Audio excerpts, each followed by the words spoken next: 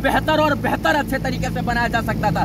सोचने का विषय यह है कि 10 साल के अंदर इंदिरा जी के देख रेख में देश का यानी विश्व का सबसे लंबा पुल बन गया और वो अच्छी तरीके से आज भी चल रहा है। और ये 10 साल में 2 बार गिरा और 1700 करोड़ रुपए लग गया। ये आज भी 2 बार गिरा और कब गिर जाए किसी को कुछ नहीं। को ढूंढ रहे हैं इस गंगा जी के नाम पे कई सौ करोड़ रुपया खर्चा किया जाता है और देखिए ये किस तरीके से दूषित किया जा रहा है। अब तक 4 दिन में साफ। देखिए गंगा जी जहाँ से निकलती है उत्तराखंड से निकलती है और इसके बाद बंगाल की खाड़ी में जाकर मिलती है।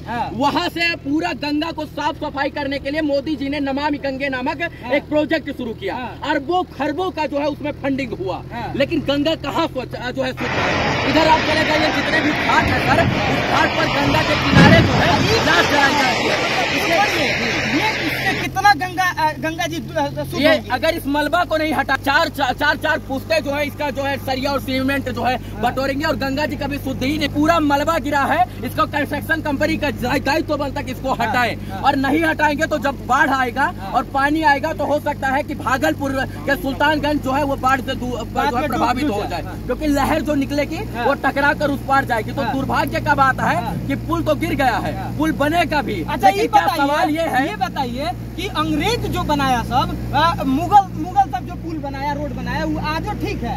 आज का आधुनिक युग का जो इंजीनियरवा है सब ये सब कौन टेक्नोलॉजी लगाया जा रहा है कि सब गंगा में विकास हुआ जा रहा है। देखिए वो लोग ईमानदार था, कहने को वो लोग देश लूटा लेकिन वो काम जो करता था ईमानदारी के साथ करता था। वो जितना मुगलों ने और अंग्रेजों ने नहीं इस देश को लूटा उतना इस देश के नेताओं ने और भ्रष्ट लोगों ने लूटा है। मैं इतना कहना चाहता हूँ मुगल और अंग्रेज मत बनिए, उनके जैसे ईमानदारी के साथ काम कर दीजिए कि बिना सरिया का जो है वो जिस पिलर के पास आप खड़ा हैं इस पिलर पे पिलर के नीचे विभास यादव का जान दबा हुआ है, लेकिन अब तक वो भी नहीं निकाला गया है। यही तो दुर्भाग्य है। आप अंग्रेज और मुगल का बात कर रहे थे, अंग्रेज की तरह ही लोग काम करते मुगल की तरह तो बिहार और उत्तर प्रदेश और इसके बाद देश जो है सोने की चिड़िया पुनः हो जाएगा।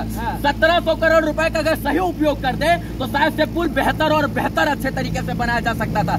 सोचने का विषय यह है कि 10 साल के अंदर इंदिरा जी के देख रेख में देश का यानी विश्व का सबसे लंबा पुल बन गया और वो अच्छी तरीके से आज भी चल रहा है। और ये 10 साल में 2 बार गिरा और 1700 करोड़ रुपए लग गया। ये आज भी 2 बार गिरा और कब गिर जाए किसी को कुछ नहीं पता है। तो सोचने का विषय हावड़ा ब्रिज जो है आजादी के पहले बना वो आज भी टिका हुआ है। जौनपुर का शाही पुल मुगल 800 मीटर में एक भी पिलर नहीं है। और इसके बाद जौनपुर का शाही पुल जो मुगल ने बनाया जिसमें कोई सरिया का उपयोग नहीं है, सिर्फ और सिर्फ ईंट से बनाया गया है, वो भी आज चल रहा है। और कोई वैज्ञानिक उसको गलत नहीं साबित कर सकता, कोई इंजीनियर उसको गलत साबित नहीं कर सकता है। इनको सरिया सीख सीमेंट मोरंग और अत्याधुनिक टेक्नोलॉजी पढ़े लिखे इंजीनियर दे दिए जाते हैं, फिर भी लोग पुल नहीं बना पाते हैं। सोचिए कि जिस पुल के नीचे हम लोग चल रहे हैं वहीं पे विभास यादव का जान जो है, शरीर जो है, जो बॉडी है वो दबा हुआ है।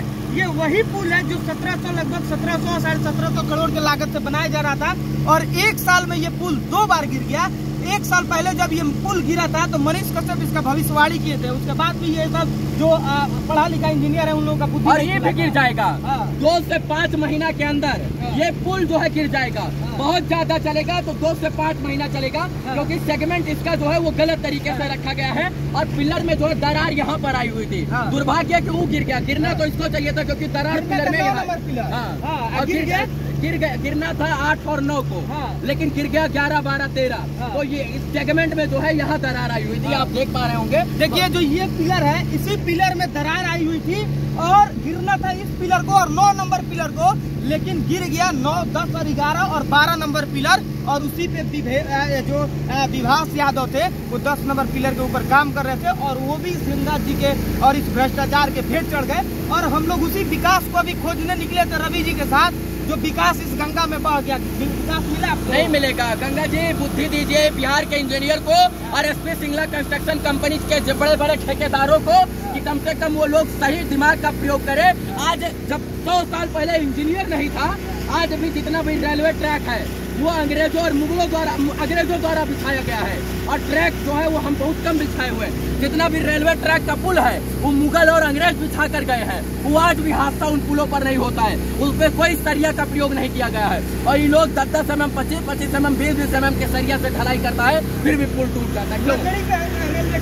बिछाया गया, चला था और ये लोग को सरिया दे दिया जाता है तब भी पुल नहीं बना पाती।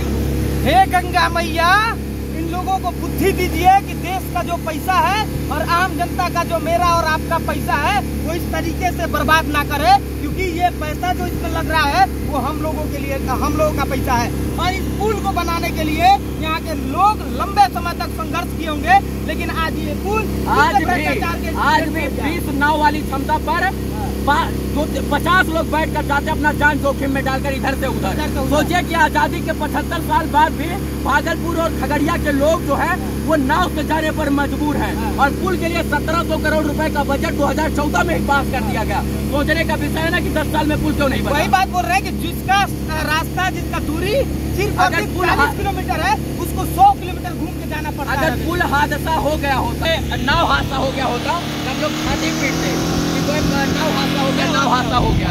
लेकिन दुर्भाग्य का बात है कि पुल जो है इस पर कोई सवाल है। एसपी सिंगला कंस्ट्रक्शन कंपनी जो पूर्णतः बिहार के अधिकतर राज्यों में बैन है, वो शायद से वो बिहार में बैन नहीं है। क्यों? उस पे बैन लगना चाहिए और उस पे दुगना फाइन होना चाहिए, क्योंकि इससे पहले उधर दिखाइए, इससे पहले इधर का पुल गिरा था और इसके बाद इधर का पुल गिर गया।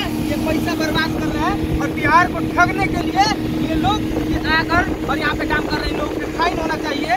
वीडियो को आप लोग खूब शेयर करिए और विकास का गंगा जो है वो कैसा लग रहा है गंगा जी में, आप लोगों को कमेंट करके जरूर बताइएगा। इस वीडियो को देखने के लिए बहुत बहुत धन्यवाद। जय हिंद।